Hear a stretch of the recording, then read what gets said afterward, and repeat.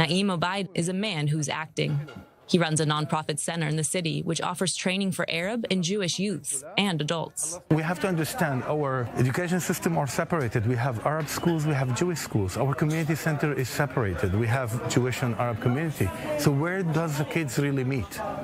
So if we give them this opportunity and we provide them with the environment, they're probably going to grow into something better than we're standing here. As a man who has dedicated his life to building shared society, he was hit hard by the scenes. But one thing helped him breathe easier, telling us with pride that none of his program's youth participated in the violence. But they were there the next day to clean up the mess about the others.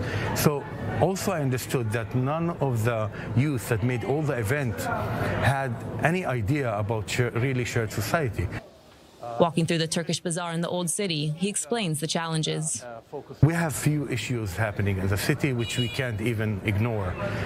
We have a crime sector growing. We have a weakness of the police station happening here. We know that drugs is doing great in Akko. We also know there's a lot of guns, which shouldn't be there. And we're growing through that. And this area of the crime sector is attracting more youth. For Naim, born and raised in Akko, he also thinks the city is misrepresented, as was the violence. I know. People here in Israel like to take it to a national level. It's not about Arab and Jewish. It's about youth. It's about kids growing here. And we decide what's the environment we want to share, what's the environment should be like. Is it acceptable to anyone to have guns all around us, unlicensed guns, and people shooting at each other? I don't feel comfortable with that. He says in Akko, it's unimaginable for some youth to see a path beyond the dark one.